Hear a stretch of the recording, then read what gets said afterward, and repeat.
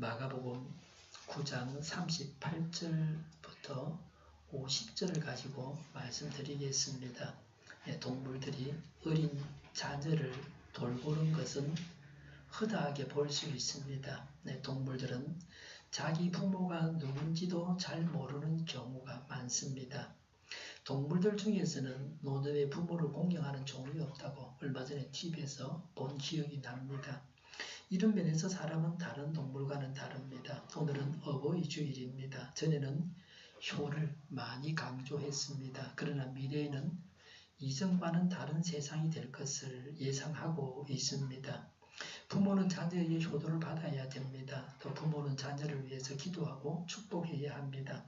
자녀는 효도에서 성경에서 약속한 복을 받아서 누려야 됩니다. 성경은 부모를 공경하라고 했습니다. 10계명 중에서 5번째 계명이 부모 공경입니다. 부모를 공경하는 것이 하나님의 뜻이고 그리고 명령입니다. 하나님이 하신 명령입니다.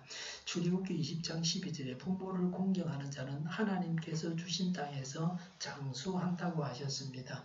하나님이 너희에게 준 땅에서 라는 말은 하나님께서 주신 터전 위에서 잘 살게 된다는 것입니다. 어저께인가 텔레비 보니까 94세라고 제가 기억하는데 할머니가 운막집에서 50세 된 장애자 아들을 돌보고 있었습니다. 꾸중물에다가 쑥을 씻어가지고 그 꾸중물로 국을 끓여가지고 그 50살 된 장애자 아들을 먹이는데 식사 준비를 해서 밥을 차려주는데 그 할머니는 건강이 좋지 않아서 먹지를 못해요.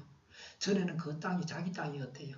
근데 지금은 아들들이 여러 명 있는데 다 팔아먹고 이제 남의 땅에 얹혀 사는 신세가 되었습니다. 그 집안이 뭐 쓰레기장보다 더 엉망이에요. 비닐하우스 같은 데서 살고 있는데요. 자기 땅 위에서 산다, 제대로 산다 하는 것을 말씀하고 있습니다. 오래 사는 것만 좋은 것이 아니라 자기 땅에서 제대로 살아야 됩니다. 오래 살 것이다 라고 했습니다. 이 말은 장수한다는 말입니다. 부모를 공경하라는 계명을 지키면 장수의 복을 주겠다고 약속하셨습니다. 10계명 중에서 지키면 구체적인 복을 주겠다고 약속한 계명은 부모 공경밖에는 없습니다. 10가지 계명을 주시면서 하나님께서 부모 공경에 대해서만 부모를 공경하면 장수하는 복을 주겠다고 구체적인 복을 약속을 하셨습니다. 약속 있는 계명입니다. 하나님께서 복 주겠다고 하면서 강조하고 있는 계명입니다. 자녀가 부모에게 효도해서 성경이 약속한 복을 받아야 됩니다. 대를 이어서 이런 복을 받는 가정들이 되기를 기도하고 바랍니다. 불효가 대물림되는 가정은 매우 불행합니다. 어떻게 가문이 복을 받아서 누릴 수가 있겠습니까? 불효를 대물림해서는 복을 받아 누리는 가문이 될 수 없습니다. 대를 이어서 효도하는 가정이 어떻게 복을 받아서 누리지 않겠습니까? 대를 이어서 효도하는 가정이 되게 해 주십사고 강구하고 또 이루어지기를 바랍니다. 노년에 행복하게 사셔야 합니다. 그러기 위해서 건강관리를 잘 하셔야 합니다. 노년이기 때문에 자칫 잘못하면 조금이라도 잠시라도 잘못하면 병이 생길 수가 있습니다. 제가 요양병원에서 어떤 할머니를 모시고 병원에 가는데 오늘 지금 공기가 안 좋습니다. 황사 마스크가 없는데 일회용 마스크라도 쓰면 좋습니까? 물으니까 안 쓰는 것보단 낫대요. 쓰고 가래요. 그걸 병원에서 하나 주더라고요. 어르신들은 더 치명적이다. 저는 혹시라도 숨이 가쁘니까 그런 거 쓰면 안 됩니다. 그렇게 말할 줄 알았는데 간호사가 전혀 달리 말했습니다. 적절하게 운동도 하고 건강에 나쁜 일은 하지 말아야 됩니다. 젊어서는 술을 먹어도 그런 대로 괜찮은데 나이가 들어서 먹으면요 엉망이 되는 거예요. 연세가 90이 돼서 술 한잔 먹으니까 소변이 막 회색빛으로 나오잖아요. 그 벌써 몸에 안 좋다는 겁니다. 그런 거 먹으면 안 되죠. 담배도 마찬가지고요. 어르신들은 시간을 많이 가지고 있습니다. 일에서 은퇴를 하셨고 그래서 시간이 많으니까 그 시간 동안 하나님께 기도해야 합니다. 이제 하나님 앞에 갈 날이 점점 더 가까워지고 있습니다. 그래서 더 성숙하고 하나님을 닮은 모습을 가지게 됩니다. 신령해져 갑니다. 그러다가 영원한 하나님의 나라에 들어가게 됩니다.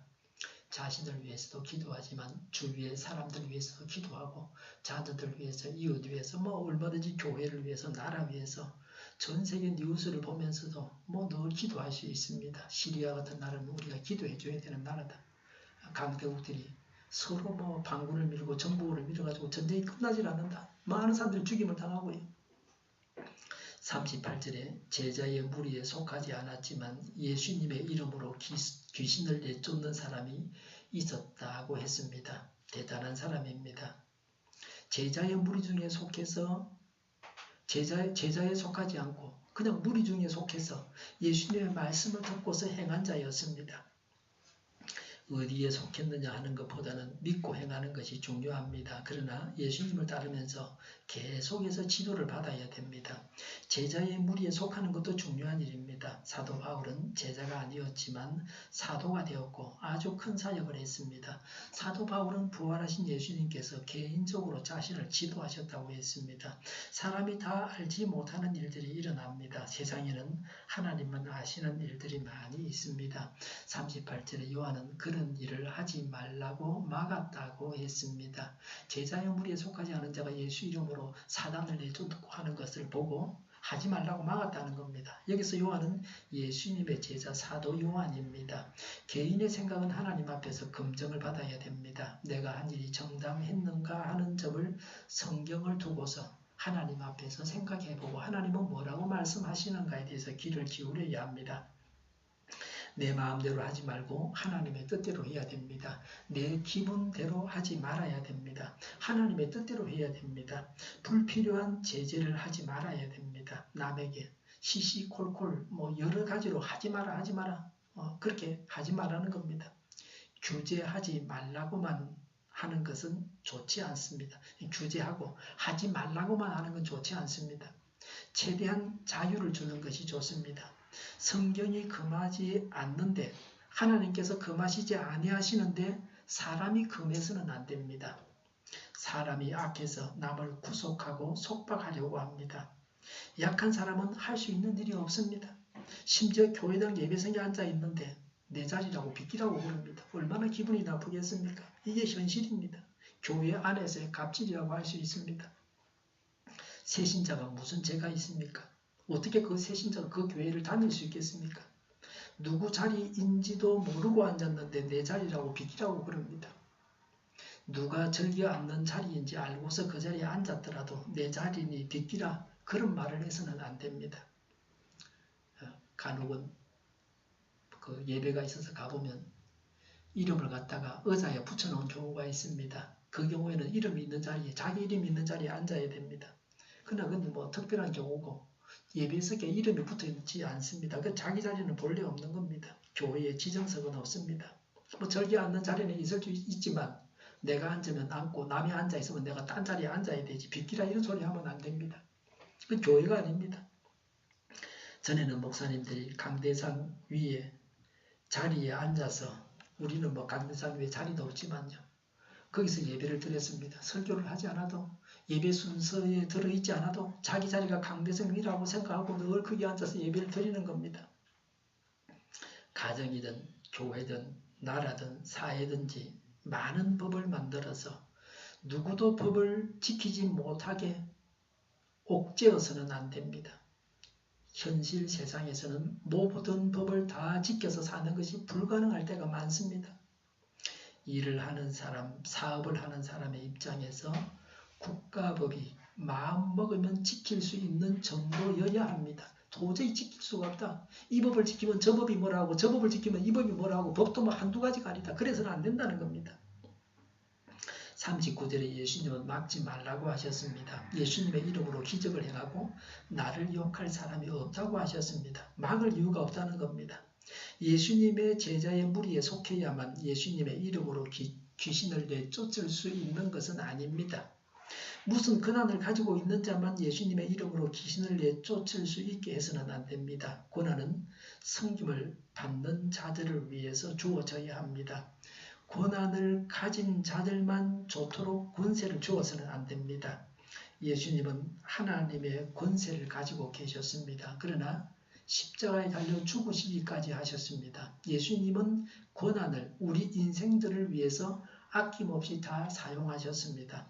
40절에 우리를 반대하지 않는 사람은 우리를 지지하는 사람이다 라고 하셨습니다. 교회를 반대함으로 우리를 대적하는 자요, 교회를 핍박하는 자요, 하나님을 대적하는 자입니다. 지금은 마지막 때에 교회가 핍박을 당하고 있습니다. 과거에는 서구 국가들로부터 복음을 받았는데 지금은 서구 선진국으로부터 동성애 차별금지법, 종교차별금지법이 우리나라로 들어와 있습니다. 교회를 탄압하려고 재워오고 있습니다. 인권에 탈을 쓰고 있습니다. 이 기적을 행한 사람은 하나님의 능력으로 귀신을 내쫓았습니다. 타인의 유익을 위해서 선한 목적으로 예수님의 이름을 사용했습니다. 그래서 이 사람을 금할 이유가 없다고 예수님은 말씀하고 있습니다. 그런데 제자들은 시기하고 질투하는 마음, 독선주의, 배타주의, 영적인 우월의식, 특권의식에 빠져 있었습니다. 이런 나쁜 것들이 사람들이 예수님께로 나아오는데 또 교회 생활을 하는데 장애물입니다. 예수님은 제자들에게 화목하고 관대하라고 하셨습니다. 다른 사람에 대해서 포용적인 자세를 가지라는 말씀입니다. 용납하고 받아들일 것은 받아들여야 합니다. 신앙은 독선이나 고집이 아니라 포용하는 것입니다. 신앙인이기 때문에 용납해서는 안 될 것이 있고 용납해야 할 바가 있습니다. 삼위일체 하나님 외에 어떤 하나님도 용납해서는 안 됩니다. 하나님보다 더 우선적으로 섬겨야 할 것이 있다고 하면 그건 용납이 될 수가 없습니다. 용납해야 할 것을 거절해서는 안 됩니다.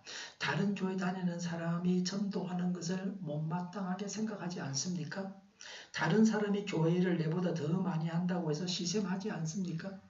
다른 사람이 잘 되는 것을 시기하지 않습니까? 심판하고 상 주시고 벌 주시는 분이 하나님이십니다. 하나님 앞에서 바르게 살아가야 합니다.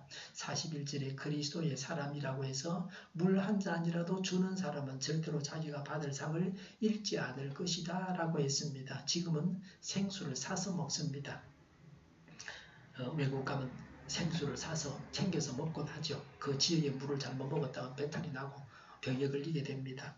길을 가다가 남에게 물 달라고 하지 않습니다. 지금 우리나라의 현실이 그렇습니다. 외국 여행을 하게 되면 식당에서 물을 사 먹어야 하는 나라도 있습니다. 우리나라는 금수강산이다. 그래서 어쨌든지 간에 식당에 가서 물 달라고 하면 물은 주는 겁니다. 뭐 지하수 같은 거, 아파트 지하수 같은 거 떠서 주겠죠. 성경의 배경이 되는 팔레스틴은 물이 귀합니다. 그래도 성경에서 물을 그냥 주는 것을 볼 수 있습니다. 창세기 24장 18절부터 20절에 리브가가 아브라함의 종과 종이 데리고 온 가축들에게 물을 그냥 길어다 주었습니다. 전에는 길을 가던 낯선 분이 물 한 잔 달라고 담 너머로 그렇게 말을 하면요.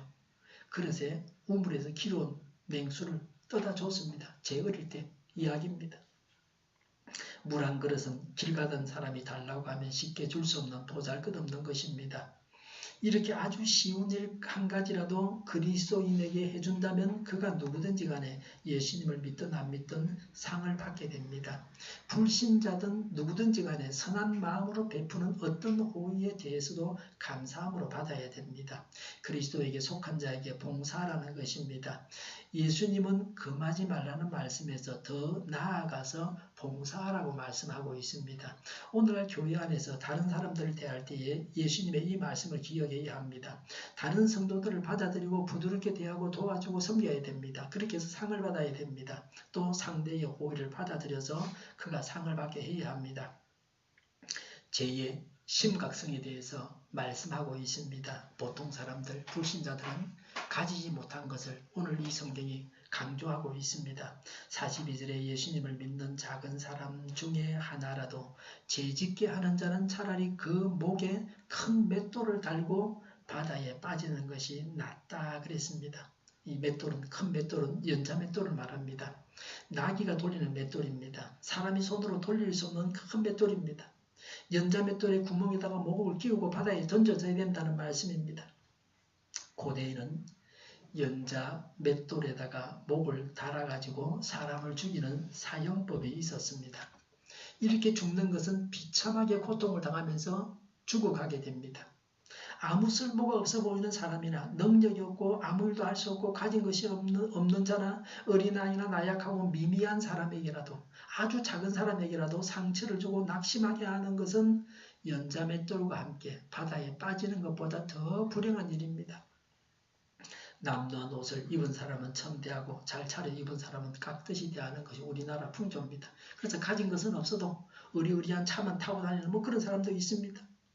어수룩한 사람은 완전히 덩쳐먹는 것이 세상의 지혜입니다. 잘 모르는 사람을 속여 먹으려고 합니다. 약한 자에게 강하고 강한 자에게는 아부하는 근성을 지니고 있습니다. 요한이 자기와 함께 하는 자가 아니라고 예수님의 이름으로 귀신을 내쫓는 일을 금했던 것은 소자 하나를 실족해 하는 일이 될 수 있었습니다. 요한처럼 뭘 잘 몰라서 다른 사람이 죄를 지을 수 있는 자리로 몰고 가서는 안 됩니다. 남으로 하여금 죄를 짓게 하는 자는 매우 심한 고통을 당하면서 사형을 당해야 한다고 예수님이 말씀하셨습니다. 남이 죄 짓도록 하는 것은 매우 심각한 죄입니다. 이런 죄를 짓지 않도록 해야 됩니다. 내가 다른 사람이 죄를 짓도록 해서는 안 됩니다. 43절, 45절, 47절에 보니까 손이나 발이나 눈이 죄를 짓게 하면 제거해버려라, 잘라내버리라. 두 눈이나 두 발이나 두 손을 가진 채로 지옥에 가는 것보다 한 손이나 한 발이나 한 눈을 가진 채로 하나님 나라에 들어가는 게 더 낫다는 겁니다. 손, 발, 눈 어느 것이라도 하나가 없으면 장애자입니다. 장애자가 되면 사는 것이 매우 어려워지게 됩니다. 손, 발, 눈 어느 건 하나 귀중하지 않은 지체가 없습니다. 다 있어야 되는 거고 없으면 굉장히 불편합니다. 밥을 어떻게 먹고 화장실 일을 어떻게 처리하겠습니까? 장애자가 범죄자보다는 낫다고 예수님이 말씀하고 있습니다. 이 말씀을 문자적으로 그대로 따라해야 한다는 말씀은 아닙니다. 죄를 짓게 하는 신체의 일부를 제거하고도 죄를 짓는 사람이 있을 수가 있습니다. 노름하는 사람이 손을 잘랐다고 손 자르고 나니까 발가락 가지고 노름하더라. 그런 말도 있어요. 손을 자르고 발을 자르고 눈을 뺀다고 되는 것은 아닙니다. 장애자는 죄를 안 짓는 것도 아닙니다. 소경, 시각장애자가 사기치고 하는 것도 저는 당해본 바가 있습니다. 장애자가 되라는 말씀이 아닙니다. 이 말씀의 의도는 죄는 장애자가 되는 것보다 더 심각한 것이다. 그래서 범죄하지 말라, 남을 죄짓게 하지 말라는 겁니다. 장애자가 되지 않으려고 하면서 죄는 쉽게 지어서는 안 된다는 것입니다. 죄를 미워하고 떠나야 됩니다. 남을 용납하지 못하는 것, 다른 사람이 죄를 짓게 하는 것과 스스로 죄를 짓는 것으로부터 떠나야 됩니다. 죄에 대해서 철저해야 됩니다. 죄악은 영적인 수술이 필요합니다. 죄악에 대해서는 단호해야 됩니다. 어떤 비싼 대가를 지불하고서도 죄는 짓지 말아야 됩니다.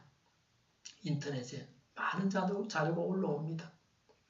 좋은 자료도 있고 나쁜 자료도 있고 맞는 말도 있고 틀린 말도 있고 의도적으로 남을 속이는 그런 자료들도 있을 수 있습니다. 남으로 하여금 죄를 짓게 하는 정보는 주지 말아야 됩니다. 남을 돕고 남을 살리고 남에게 유익을 주는 정보만을 주어야 합니다. 지옥이 어떤 곳인가에 대해서 죄와 관련해서 말씀하고 있습니다. 48절에 지옥에서는 그들을 파먹는 구더기들도 죽지 않고 불도 꺼지지 않는다고 했습니다. 지옥에서 죽지 않고 형벌은 영원히 계속됩니다. 감옥에 처잡아 넣는데 영원히 집어넣는다. 그런 감옥은 지구상에는 없습니다. 죽으면 끝장이 납니다. 그러나 지옥에서는 영원히 고통을 당하게 되고 형벌을 받는 겁니다. 이 세상에서 당하는 모든 일은 언젠가는 지나가게 됩니다. 고통도, 기쁨도, 복도, 영광도, 수치도, 실패도, 손해도 다 지나가고 맙니다. 그러나 영원한 지옥은 전혀 다릅니다. 고통을 영원히 당해야 됩니다. 이 세상에서 사람이 당하는 고통을 가지고 지옥 고통을 표현할 수는 없습니다. 이단 중에는 지옥이 없다고 하는 자들도 있습니다. 사람들이 듣기에 솔깃하죠. 하나님은 사랑이시니까 다 구원받고 다 영원한 천국에 가서 행복하게 살게 된다고 합니다. 그 이단들이 하는 말입니다. 이 세상을 어렵게 살지 말고 죄도 좀 짓고 살라는 겁니다. 그래서 다 괜찮다, 다 용서받고 천당 간다는 겁니다. 그러나 오늘 본문은 그렇게 말하지 않습니다.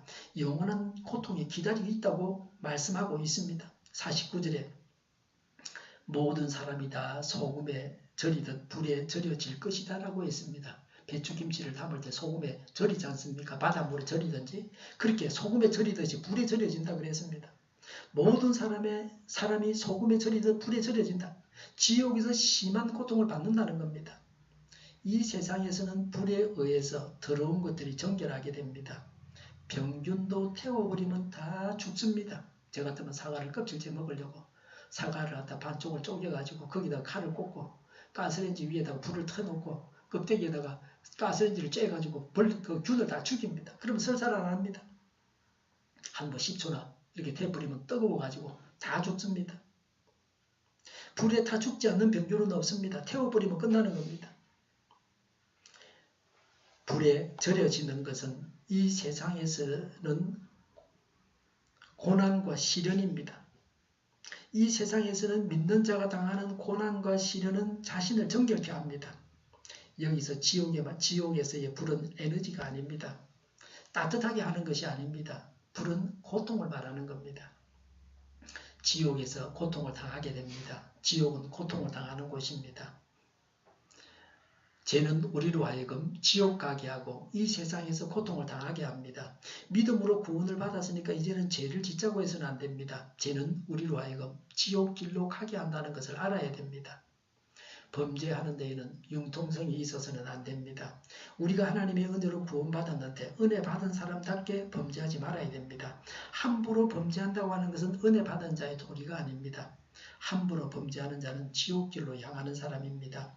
지옥의 고통을 주목하면서 화목을 이루어야 합니다. 소금은 썩는 것을 막아줍니다. 우리가 영적으로 썩는 것은 범죄하는 것입니다. 죄를 씻음받음으로써 영적인 부패를 막아야 됩니다. 회개는 마음을 찢는 아픔 속에서 일어나는 것입니다. 영원한 고통을 받아야 한다고 분명하게 말씀하고 있습니다. 지금 죄로부터 돌아서는 고통을 당하지 않으면 영원한 고통에 빠지게 됩니다. 고백은 말로 쉽지만 생활 속에서 하나님의 뜻대로 살아가려고 할 때에 고통이 있습니다. 이런 고통을 당할지라도 영원한 행복에 빠져서는 안 됩니다. 철저하게 죄로부터 떠나는 훈련을 받아야 됩니다. 죄에 대해서 상하고 애통해하는 마음을 지녀야 됩니다. 죄로부터 멀어질 때에 화목을 이루어 수가 있습니다. 하나님과 바른 관계를 맺고 그래서 다른 사람과의 관계도 원만하게 맺어가는 것입니다. 지옥에 가서 영원한 고통을 당하지 않도록 해야 합니다. 50절에 소금은 좋은 것이다. 그러나 소금이 짠맛을 잃으면 너희는 무엇으로 그것을 짜게 하겠느냐. 너희는 너희 가운데 소금을 쳐두어서 서로 화목하게 지내으라 라고 했습니다. 소금이 짠맛을 내어서 맛이 나게 합니다. 우리는 그리스도인으로서 역할을 다해야 합니다. 그리스도인으로서 맛을 내는 역할은 사람들 사이에 화목하게 해주는 것입니다. 자기 역할을 다하여서 화목하게 만드는 겁니다. 사람들 사이를 서로 원수가 되게 하지 말고 서로 화목한 관계를 맺게 해야 합니다. 이것이 성도가 해야 할 바입니다. 이 말씀은 회개하게 하는 고된 훈련을 통해서 화목해야 할 것을 말해주고 있습니다. 내 뜻이 아니라 하나님의 뜻을 우선적으로 행하는 것이 회개입니다. 죄와는 멀어지고 범죄하지 않고 또 죄로부터 돌아서는 데는 아픔이 있습니다. 성도들끼리 화목해야 합니다. 요한처럼 다른 사람에게 공연히 하지 말라고 금지해서는 안 됩니다. 성경 안에서 하나님 안에서 모든 사람과 화목해야 합니다. 성경에 불화하라고 한 구절이 있습니다. 죄와 타협해서는 안 된다는 겁니다. 죄를 짓자고 하는 사람과 하나가 되어서 범죄해서는 안 됩니다. 범죄 조직과 하나가 돼서 범죄해서는 안 됩니다. 불신 친구들과 화목해야 됩니다. 그러나 불신자와 함께 죄를 짓고 방탕한 생활을 해서는 안 됩니다. 불신자들에게 욕먹을 짓을 해서는 안 됩니다. 신앙인이 잘못을 저질러서 불신자들에게 욕을 먹어서는 안 됩니다. 우리가 마땅히 해야 할 일을 다해서 불신자들에게 욕을 먹지 않도록 해야 합니다. 집에서 가족들과 화목해야 합니다. 가정이 천국이 되어야 합니다. 가정을 지옥으로 만들어서는 안 됩니다. 생각을 바꾸고 잘못된 문화를 바꾸어서 가정을 천국으로 만들어 가야 합니다. 상대의 입장에서 생각해 보면은 얼마든지 타협의 여지가 있게 마련입니다. 세상이 변하고 있습니다. 변하는 세상에 맞게끔 변해야 다른 사람과도 화목할 수 있습니다. 남과 북이 화목해야 합니다. 시리아는 지금 강대국들로 인해서 전쟁이 끝나지 않고 있습니다. 정부군과 반군만 싸우는 것이 아니라 강대국들이 양측을 지원해서 전쟁이 확대되고 있습니다. 한반도에서도 6.25 전쟁이 일어나서 우리가 최고 피해자였습니다.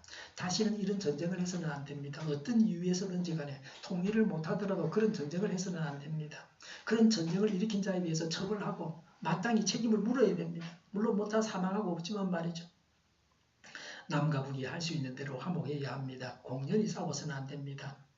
며칠 전에 언론에서 봤습니다. 북에는 결핵 환자, 약품마저 들어가지 않고 있다 그럽니다. 제재로 인해서. 올 7월이면 결핵약이 동이 난답니다. 결핵에 걸릴 것 같으면 약을 충분하게 먹어야 됩니다. 과용해라는 말이 아니고 기간적으로 병이 다 낫고 나서도 의사가 말한 기간 동안 약을 충분하게 먹어가지고 균을 완전히 박멸해야 됩니다. 결핵 환자가 약을 끊으면 항생제 내성균이 생겨서 나중에는 그 약으로 치료가 안 됩니다. 더 센 약을 써야 됩니다. 약이 없으면 죽어야 됩니다. 우리나라는 결핵 환자들은 국가에서 무상으로 치료해 줍니다. 결핵은 전염이 쉬운 치명적인 병입니다. 그래서 국가에서 무상 치료를 해서 국민들이 결핵에 걸리지 않고 건강하게 살아가게 하는 것입니다. 그런데도 최근 신문에는 잠복 결핵 환자가 우리나라에 많고 그래서 OECD 국가들 중에서 결핵 발병률 1위라고 그럽니다. 심지어 중국에서 결핵 걸린 사람이 우리나라 들어온다. 외국인도 들어오면 무조건 치료를 공짜로 해주는 거예요. 그 소문 듣고.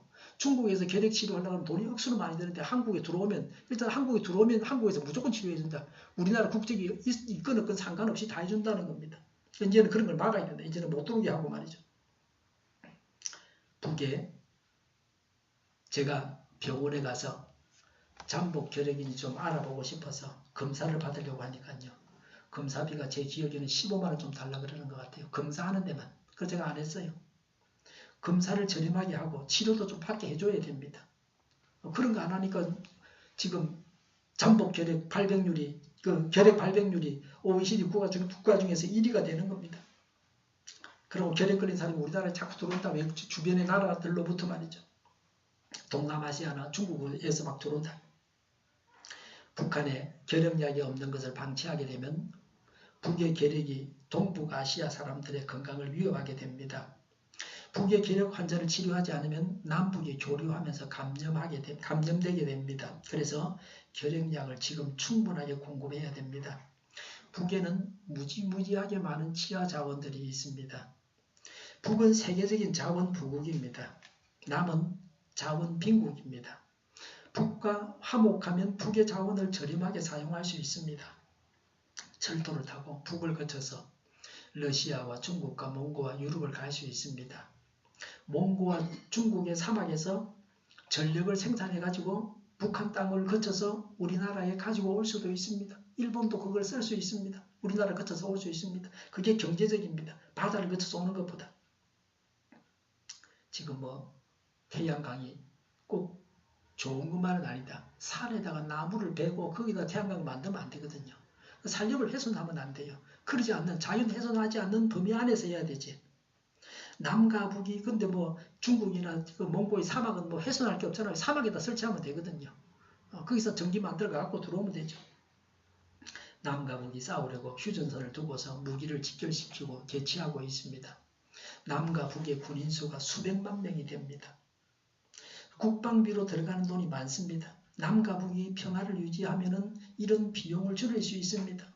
우리나라는 미군 주둔 비용으로 지불을 하는 돈만 매년 1조 원입니다. 그 외에도 땅도 제공해야 되고요. 사드 갈등으로 인해서 우리나라는 국가적으로 몇 년 동안 경제적으로 많은 손실이 있었습니다. 이제 회복되어 가고 있습니다. 중국 관광객들이 오고 경제가 되살아나고 있습니다. 북의 철도나 도로를 건설하게 되면 우리나라 건설사들이 그 일을 하게 되고 우리에게 새로운 일거리가 생기게 됩니다. 노동자는 북한 사람을 쓰더라도 기술자들이 가야 되겠죠. 통일이 우리에게 손실만 주는 것은 아닙니다. 남북 기업이 북에서 일을 하고 북한이 줄 돈이 없으면 자원개발권을 받는 식으로도 할 수 있습니다. 남에서는 금강산이나 개성이나 북의 관광지에 놀러가고 북에서도 남으로 관광으로 올 수도 있습니다. 우리나라는 본래 남쪽은 식량을 생산하고 북한은 지하 자원을 많이 가지고 있습니다. 남과 북이 평화롭게 살면서 협력하면 우리나라 창고에 쌀을 보관한다고 많은 돈을 들이지 않아도 되고 자원을 북에서 싸게 들여올 수 있습니다. 본래는 남과 북이 합쳐야 이 나라가 되는 거지 쪼개 놓으면 나라가 안 되는 나라예요. 그런데도 남쪽에서 이렇게 경제 부흥을 이렇게 일으켰다는 건 기적이죠. 북의 노동력이 세계에서 제일 싸고요. 또 제일 일을 잘합니다. 열심히 한다. 죽자 살자로 일하는 사람들이다. 그 노동력을 이용해서 사업을 하면 성공할 수 있습니다. 중국보다 더 물건을 싸게 만들 수 있습니다. 우리나라의 기술력, 그 다음에 북한의 노동력과 합치면 세계 제일이 됩니다. 파주에 공단을 만들어서 북의 노동자들이 와서 일을 하게 할 수도 있습니다. 근데 좀 초코파이 같은 걸 좀 안 주면 좋겠죠. 그 당근을 주기 이빨이 다 썩잖아요. 맛은 있는데 제가 한 번씩 중국 가지만 절대 초코파이 같은 건 안 가지고 갑니다. 그게 우리나라 대표 상품이 된다는 것은 부끄러운 일이에요. 그 단 거 먹으면 안 되거든요. 북에서 남으로 내려와서 그 탈북한 사람들이 남쪽에 내려와서 6개월만 지나면 이빨이 다 썩어버린다잖아요. 북한에서는 이빨을 안 닦아도 안 썩는데요. 단 걸 안 먹으니까. 단 거 너무 먹는 건 안 좋습니다. 남과 북이 화목해서 얻게 되는 유익도 많습니다. 당장은 손해내는 것이 있지만 통일하면 장기적으로 유익한 것은 더 말할 필요가 없습니다. 제가 늘 말씀드렸지만 우리 주변의 강대국들이 우리나라를 먹으려고 그러는데 통일안 되면 먹히게 돼 있어요. 쪼개서 먹잖아요. 쪼개지 않으면 못 먹잖아요. 붙어야 되지. 쪼개진 채로 있으면 먹히게 돼 있어요. 약하니까. 제약된 나를 철저하게 부인하는 아픔 속에서 화목을 이루어 나가야 합니다. 화평케 하는 자가 복된 자입니다. 하나님의 아들이라고 불리게 됩니다. 우리의 섬김을 통해서 화목해야 합니다. 죄를 짓지 말고 남을 죄짓게 하지도 말아야 합니다. 그리고 화목해야 합니다. 죄를 짓지 말고 또 죄를 짓게 하지 말고 서로 화목해야 되겠습니다. 기도하겠습니다. 죄를 짓지 말고 또 죄를 짓게 하지 말고 서로 화목하게 하는 저희가 되게 하여 주시옵소서. 하나님 안에서